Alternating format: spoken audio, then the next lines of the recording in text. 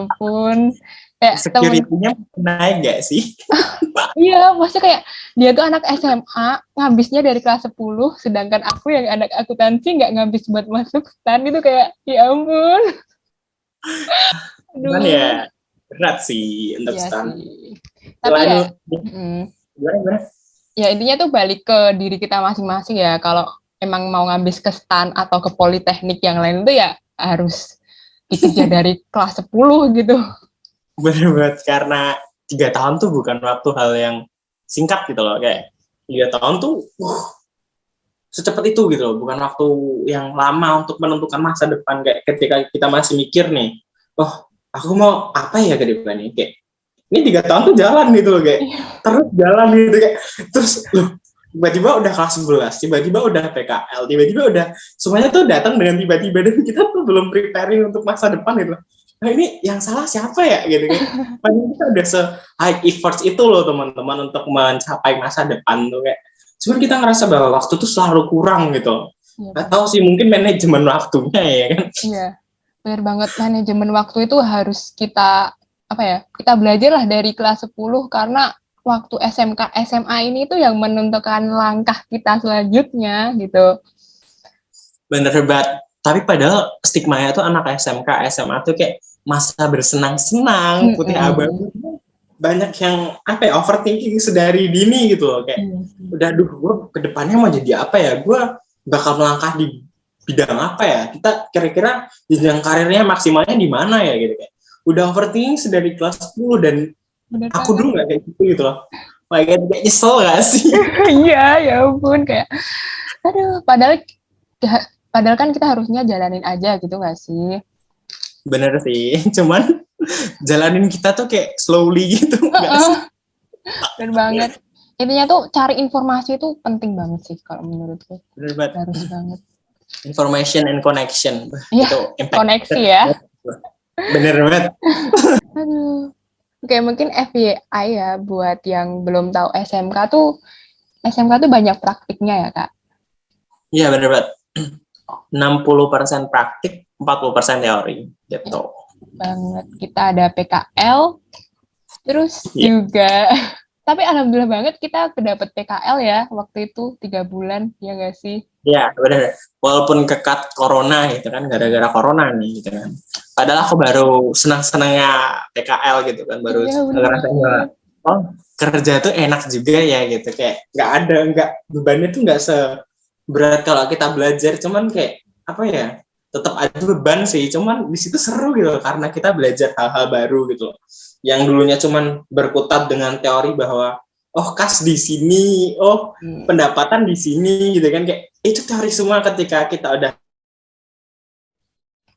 nggak melulu sesuai dengan buku-buku yang udah kita pelajarin gitu, kayak itu kadang tuh kasus yang kita hadapin tuh di luar apa kemampuan yang kita rasakan di SMA gitu. Kita dibekali accounting yang dari dasar sampai ke atas ini yang bener-bener accounting tebel itu kan, cuman kadang tuh yang kepake cuma beberapa gitu. Cuman intinya tuh sama, karena kita PKL-nya di bagian accounting juga ya teman-teman, jadi pasti berhubungan dengan accounting, cuman kayak kadang tuh kasusnya tuh di luar itu gitu loh. Contoh materi yang kita pelajari di sini, nah kasusnya tuh ada beririsan antara di luar situ dan di sini gitu loh.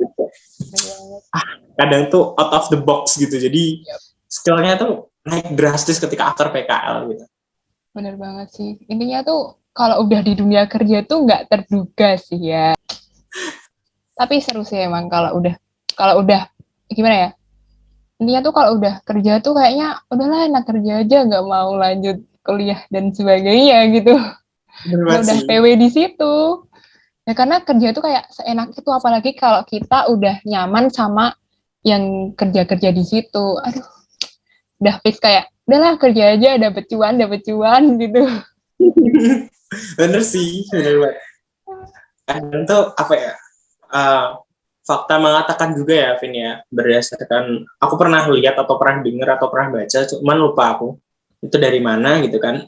Itu tuh bahwa kenyamanan di suatu perusahaan tuh yang membuat kita menetap gitu loh. Bahkan tuh gaji tuh di nomor sekian setelah nyaman gitu. Ketika kalian merasakan di company tersebut tuh nyaman, keluarganya tuh ada gitu kan, itu gaji tuh melipir ke nomor 2, 3 gitu loh.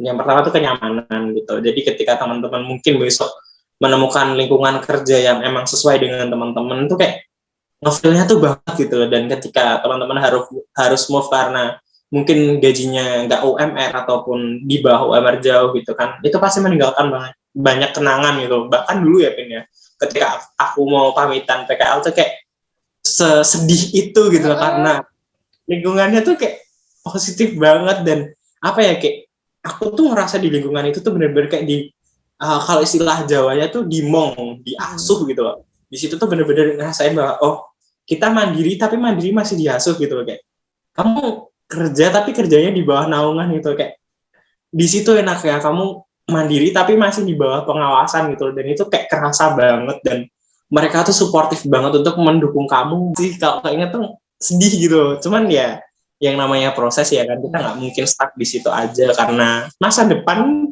harus dikejar gitu. Ya, bener banget sih. Kayak oh ya teman-teman, karena tadi Vina udah nge-spill ya bahwa aku tuh anak organisasi gitu kan. Ya. Udah hektik banget terhadap organisasi dan udah hafal lika-liku dan perjalanannya gitu kan.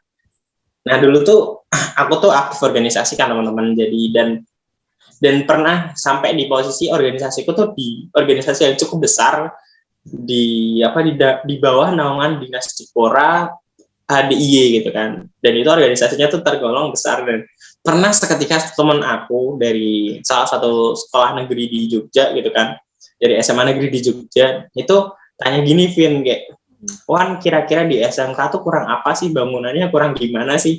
Nah di situ kan aku kan shock kan, kayak bagi anak SMK di situ apa nih gitu kan. Terlebih lagi kita kan berada di lingkungan SMK favorit nggak sih, Vin? Iya, bener banget. Condong favorit gitu. By the way ya teman-teman, SMK kita tuh berada di 10 besar se-DIY dan 1 di kabupaten, nomor pertama di kabupaten gitu. Jadi ketika teman gue tanya gitu kayak SMK bangunannya gimana Wan gitu, di situ kayak Anda perlu melihat sekolah saya sepertinya.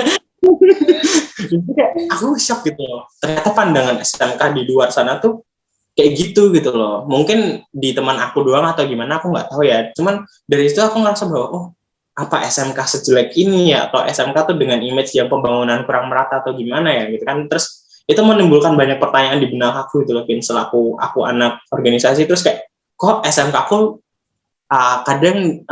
kadang sih baru pertama kali dibilang kayak gitu, cuman itu kayaknya nggak menjurus ke SMK kita juga sih, cuman apa ya, secara nggak langsung tuh kayak agak mendistract image SMK gitu, kayak aku anak SMK apaan sih gitu kan jatuhnya. Kayak terus pernah suatu ketika teman aku itu aku ajak SMK aku gitu kan, ke SMK kita gitu kan, buat rapat gitu kan. Ya udah sini aja kalian ke SMK aku buat rapat, nanti kita rapat di perpus gitu kan gitu. Terus aku suruh mereka datang kan, terus tiba-tiba datanglah mereka gitu kan. Terus teman aku yang dari kota tuh shock. SMK kamu lebih bagus dari SMA aku yang ada di kota gitu kayak. Jadi gimana ya? Ya ginilah lingkungan SMK aku ya teman-teman ya. Mohon maaf nih. Jadi kayak ketika temen aku bilang kayak gitu tuh kayak, terus aku ngomong gitu. Ini loh, aku terlahir di lingkungan SMK yang kayak gini, segede ini, sebagus ini. Terus ketika kamu bilang SMK kurang apa, bangunannya kurang gimana, aku juga kurang tahu gitu loh. Kayak aku terlahir di lingkungan yang SMK-nya sebagus itu gitu loh. Jadi buat teman-teman yang masih ragu buat SMK tuh karena SMK jelek atau apa, sorry ya teman-teman, pilihlah SMK yang berkualitas gitu loh. Kalau emang teman-teman mau masuk SMA pun, pilihlah SMA yang berkualitas gitu. Jangan pernah masuk SMA karena ya aku mau SMA aja nggak SMK gitu. Masuklah di suatu instansi lembaga pendidikan yang emang relevan dengan keinginan kalian, yang mampu mengakomodasi kalian gitu loh. Contoh di SMK kita tuh pokoknya dipetakan alumni tuh kemana aja gitu loh, yang kerja berapa, yang kuliah berapa, kuliahnya di mana, kerjanya di mana. Jadi kayak dipetakan semua gitu. Terus punya koneksi yang cukup kuat gitu. Jadi kalau teman-teman mau pilih sekolah tuh, pilihlah sekolah yang emang benar-benar memberikan benefit yang lebih gitu loh. Ketika udah ada di situ ya ngerasa bahwa oh, kok aku SMK ya, tapi ingat lagi, oh aku di SMK terbaik di kabupaten loh. So far kenapa minder? Terus aku SMK-nya 10 besar di DIY loh, kayak kenapa harus minder gitu kan. oh gitu, jadi teman-teman nggak boleh mandang sebelah mata ya. Kalau teman-teman udah masuk SMK, syukurin aja karena teman-teman bisa masuk di SMK itu. Kalau teman-teman masuk di SMK favorit di kabupatennya ataupun di kotanya ataupun di provinsinya, syukurin banget karena apa ya, peluang teman-teman untuk sukses tuh jauh lebih besar dibandingkan teman-teman yang cuma SMA tuh SMA ya udah SMA gitu kan. Ya nggak sih, Vin? Iya, bener banget sih. Karena SMK punya privilege ya. Ya, sure. Dan pastinya yang gimana ya, yang masih bingung nih, habis lulus mau ngapain itu pasti dibantu sama guru. Kalau mau kerja ya dibantu dicariin kerja, kalau mau kuliah ya juga dibimbing nih. Keren sih pokoknya di SMK tuh. Intinya tuh yang stigma dari masyarakat luar yang masih jelek, apalagi tahu apa kebanyakan taunya tuh anak SMK tuh pada tawuran atau gimana. Padahal itu ya enggak, semua SMK tuh nggak bisa disamaratakan seperti itu, ya nggak sih? Bener banget. Punya ciri khas masing-masing di masing-masing kota gitu. Jadi nggak, culture-nya SMK di Jogja tuh beda dengan di Semarang, di Surabaya, di Jakarta. Kita di different gitu loh teman-teman. Jadi kayak nggak bisa nih, oh kalau Jakarta STM-nya suka turun ke jalan gitu ngebantu mahasiswa. Kalau di Jogja tuh ada sih, cuma nggak sebanyak itu gitu loh. Jadi kayak apa ya, beda lah gitu. Terus SMK juga kadang tuh kalau teman-teman tahu tuh LKS tuh bahkan sampai ada yang keluar negeri teman-teman. Jadi buat lomba LKS keluar negeri, bayangin aja kan, juara 1 nasional dan dikirim ke luar negeri untuk lomba kompetensi tingkat internasional tuh.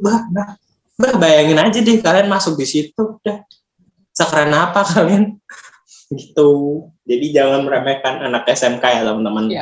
Bagi yang udah masuk SMA nih terus tiba-tiba move ke SMK juga boleh. Iya, boleh banget. Boleh banget pokoknya. Because SMK bisa, SMK hebat ya, Kak. Ya, bener banget. Slogannya anak SMK banget. SMK bisa, SMK hebat. Iya. Intinya tuh kayak SMK tuh ya bisa semuanya, nggak bisa disepelekan lah. Ya, sure, bener banget. Mungkin bisa di-spill ya yang pengalaman magang PKL. Soalnya dari Kak Awan tuh kayaknya PKL-nya seru banget deh, nggak kayak yang lain. Oke. Buat teman-teman yang pengen tahu aku PKL di mana nih atau magang di mana, itu aku tuh ditempatkan di salah satu manajemen wedding organizer, dan itu tuh sering banget menjadi incaran teman-teman aku di SMK gitu teman-teman. Jadi bener banget. Kayak, kok bisa gitu ya? Kan jadi bikin iri gitu loh. Gitu teman-teman, banyak banget dari teman-teman aku yang di SMK tuh kayak, kok Awan masuk itu sih gitu, kayak kok Awan masuk itu. Padahal aku tuh di kelas tuh kadang skipan kayak. Iya bener banget. Kalau bener-bener kayak di-spend jam pelajaran gitu kan, kayak jarang banget ada di kelas gitu. Bahkan di suatu titik kayak aku ngerasa bahwa di kelas tuh nggak ada temen gitu loh, sampai segitunya. Cuman kayak banyak orang kayak, kok Awan bisa sih masuk situ, sampai ada bukan desas-desus sih, kayak ada temen aku nggak sengaja nyeletuk gini kayak, oh Awan kan anaknya Bu itu, jadi gampang masuknya gitu. Padahal kayak aku tuh nggak ada, ketika teman-teman aku request gitu kan, oh aku magang di sini ya Bu, di manajemen BO ini gitu kan. Mereka mengajukan gitu kan, apa sih, menawarkan diri gitu kan. Aku nggak ada, kayak nggak kepikiran buat magang di mana, kayak ya udah magang gitu kan. Cuman kayak tiba-tiba dikasih tahu, oh Awan magangnya di sini bareng ini gitu kan. Oh ya udah gitu. Terus teman-teman aku shock ketika, loh kamu di sini Wan, enak loh di situ gini-gini. Terus kayak emang iya gitu, kayak banyak yang itu kayak suuzon gitu karena aku deket sama kaprodi, kalau di kuliah itu namanya apa sih, kepala jurusan. Nah itulah pokoknya itu.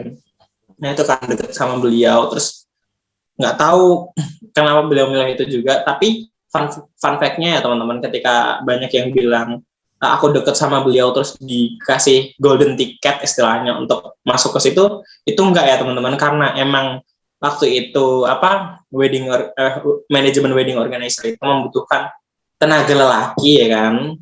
Itu jadi yang diambil tuh 2 cowok 2 cewek. Nah di situ dibutuhkan memang orang yang pinter ya kan, memang bertalenta di akademis maupun non akademis gitu kan. Secara nggak langsung 4 orang ini tuh emang udah komposisinya pas gitu teman-teman. 2 cewek tuh yang satu emang bagus di public speaking, public relation, sama pelayanannya itu bagus. Yang satunya tuh emang pinter gitu loh. Nah dan di 2 cowok ini termasuk aku tuh ya emang kita tuh yang satunya pinter di akademis, dan aku tuh pinter untuk nge-treatment orang, untuk pelayanan, untuk untuk public relation, public speaking tuh bisa dikategorikan bagus, dan kinerjanya emang teman cewek aku yang emang jagonya sama kayak aku, kayak yang di lapangan gitu, emang kita udah biasa di lapangan, jadi kayak kita yang diambil gitu loh. Dan di situ tuh PKL-nya tuh seru banget teman-teman, ketika teman-teman belajar di magangnya tuh kayak fokus banget dengan komputer, fokus dengan banyak hal. Di situ tuh kayak aku tuh belajar banyak gitu loh, secara nggak langsung karena aku di wedding organizer, jadi kayak aku belajar bagaimana cara manajemen wedding organizer tuh gimana sih gitu kan, cara mengatur keuangannya tuh gimana sih. That's why kenapa aku sekarang ambil manajemen juga tuh kan di situ teman-teman, karena manajemen tuh enak loh gitu, kayak ngebagi sumber daya manusia, ngebagi waktu kita gitu, ngebagi pressure kita, ngebagi manajemen stres kita, dan itu kayak berguna banget untuk masa depan kita gitu. That's why kenapa aku move ke manajemen untuk saat ini, karena ya aku PKL-nya dulu di bagian manajemen juga gitu loh. Cuman kita lebih spesial lebih fokus ke accounting-nya ya teman-teman, karena ya basicnya kita anak SMK-nya akuntansi gitu. Dan di tempat PKL tuh, di tempat magang itu tuh seru banget, karena ketika teman-teman yang aku bilang tadi berkutik dengan komputer, dengan kita tuh di situ berkutik dengan kebudayaan Jawa teman-teman. Ketika teman-teman yang lain tuh kayak fokus banget terhadap angka, kita tuh juga fokus terhadap angka, teman. Kita juga belajar nih, karena di wedding organizer itu juga mengurusi kebudayaan Jawa juga, karena kok di istilah wedding tuh sak pengaduk gitu, kayak dari atas kepala sampai bawah gitu. Jadi dari belangkon dan lain sebagainya kita tuh ngurusin gitu teman-teman. Bahkan kita nge-hire klien tuh bener-bener kayak monggo Bu, monggo Pak, gimana ada yang bisa dibantu gitu kan. Nah terus mereka kadang request banyak hal, dan itu kayak nggak kita pelajarin di akuntansi gitu kan. Kenapa aku bilang tadi di awal tuh, kenapa aku bilang di awal tuh setengah masuk dari akuntansi setengah enggak tuh, karena itu kita tuh nggak pernah tahu kita di posisi di mana gitu loh pada PKL-nya tuh. Dan aku tuh di bagian di pelayanan jasanya juga, di bagian accounting-nya, di bagian manajemennya. Jadi kayak aku di situ tuh banyak belajar yang aku nggak tahu sebelumnya gitu. Kayak kalau manajemen keuangan kan pasti karena kita anak akuntansi ya teman-teman, jadi tahu gitu loh apa aja yang harus diurus gitu kan. Tapi ketika kita harus bertemu klien, bagaimana kita bersikap, bagaimana kita nge-treatment klien untuk nyaman dengan kita gitu kan, bagaimana bikin deals dengan klien, mungkin kayak berikan rekomendasi produk-produk yang kita jual gitu kan, karena emang di situ kita perusahaan jasa dan persewaan barang-barang nikah ya teman-teman. Yang mau nikah tuh bisa banget hubungi manajemen wedding itu, karena itu juga bagus banget teman-teman. Mungkin ketika teman-teman ada di situ bakal merasakan bagaimana kekeluargaan terbentuk di situ. Kenapa aku sampai ngerasa bahwa itu keluargaannya ada itu karena kita saling support gitu loh teman-teman. Ketika yang satu capek itu kayak sampai di sana tuh manggil anak-anak PKL, anak-anak magang tuh kononduk, konole, sananduk, sanale, bener-bener kayak kamu anak sendiri di situ kayak seru banget gitu loh. Jadi kayak kekeluargaannya tuh ada, dan di situ tuh bener-bener memberikan experience yang lebih gitu loh. Terus lebih lagi kita kadang tuh weekend tuh suka nge-wedding juga teman-teman. Jadi kita jadi WO gitu. Jadi tahulah gimana kondisi lapangan ketika harus menjadi di WO gitu. Harus beradaptasi dengan panasnya matahari, terus dinginnya angin hujan gitu. Kita tuh ngerasain banget gitu loh. Gimana kita kayak orang kerja banget lah gitu. That's why kenapa experience aku di selama magang ini tuh bener-bener ngebantu aku banget nih untuk melangkah ke depannya tuh seperti apa gitu. Jadi aku udah tahu nih kondisi lingkungan ketika aku ada di lapangan tuh harus seperti apa, terus bagaimana kita untuk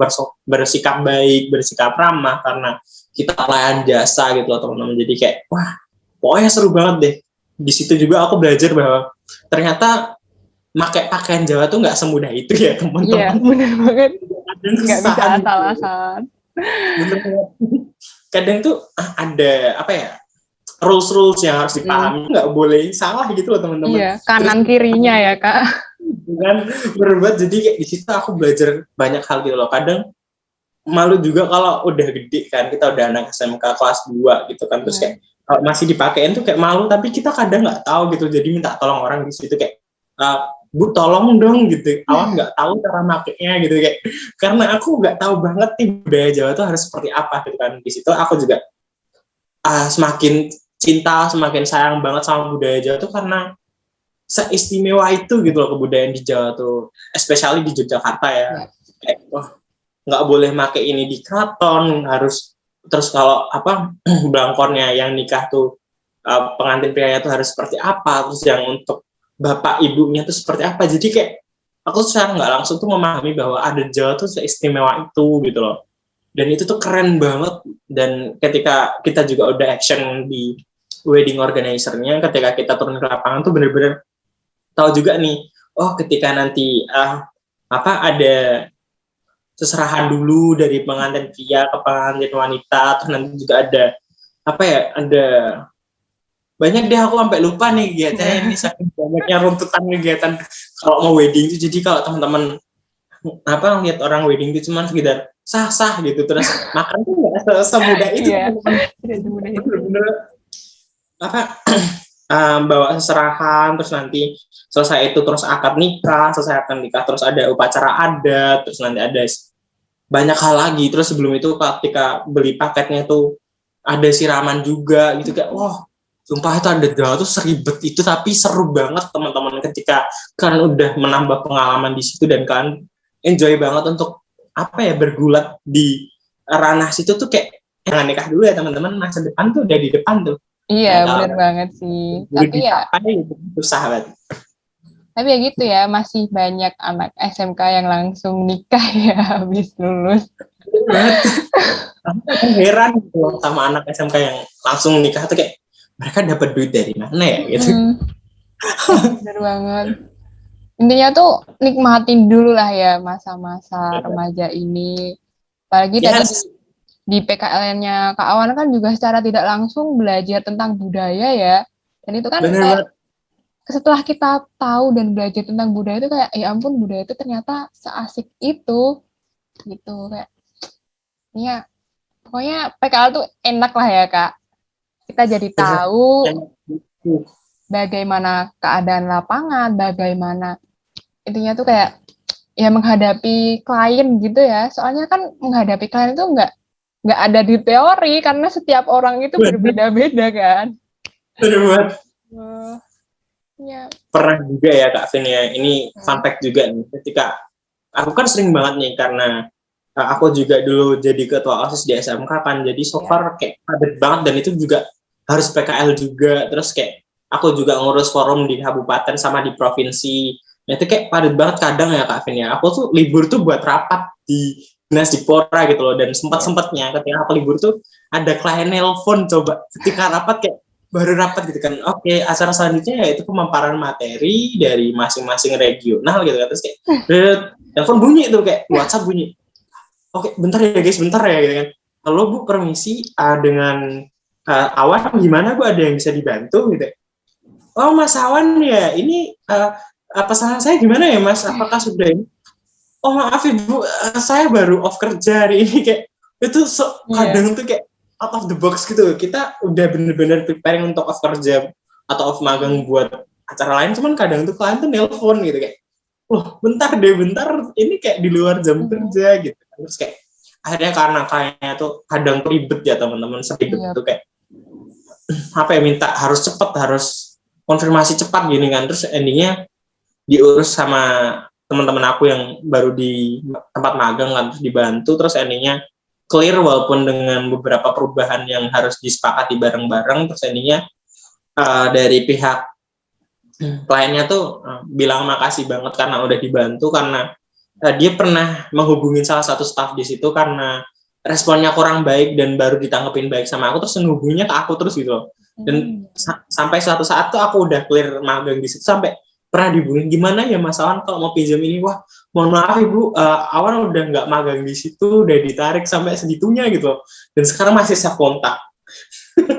Bagus banget sih itu, karena ya itu kan cara nge-treat kita sama klien itu bener-bener waktu PKL itu diuji lah istilahnya gitu, harus bener-bener belajar secara langsung buat menghadapi klien gitu. Bener banget, sumpah. Dan itu out of the box banget. setiap tingkah customer tuh out of the box banget. Kadang tuh suatu saat tuh juga nih ketemu klien tuh tiba-tiba tuh karena kita anak magang nggak tahu kan hubungannya sama ownernya tuh seperti apa, ngasih fee tambahan gitu kayak oh my god dikasih fee tambahan gitu kan, keuntungan ya bagi kita. Alhamdulillah ya Allah dikasih fee tambahan gitu ya. Aduh, kadang tuh ada yang bawain makanan juga jauh-jauh kayak ini ya mas mbak dimakan gitu kayak kita yang dari situ kayak bingung gitu karena kita nggak tahu hubungan ownernya sebaik apa dengan beliau gitu kan, dan sering mendapat kejutan-kejutan yang out of the box juga nih gitu ketika PKL. Jadi buat teman-teman yang udah masuk SMK dan sekarang mau PKL tuh kayak siapin aja semua dari dini, termasuk jam tidur kalian, terus time kalian beristirahat, terus mental health kalian juga. Kadang tuh customer tuh ada yang rewel juga gitu loh teman-teman. Jadi harus itu prepare banget ya buat yang mau PKL. Oh iya ya, ini mama sama-sama mau PKL ya. Bener banget sih. Bener banget. Itu sih. Intinya tuh jangan menyepelekan PKL lah ya. Intinya bener. Gitu. Karena aku dulu terlalu menyepelekan sih, jujur Li. Tapi ya. Gimana begini? Kok sampai bisa menyepelekan? Oh my god. Oh my god, Des. Kenapa mati listrik? Kayak gue pikir ada apa gitu.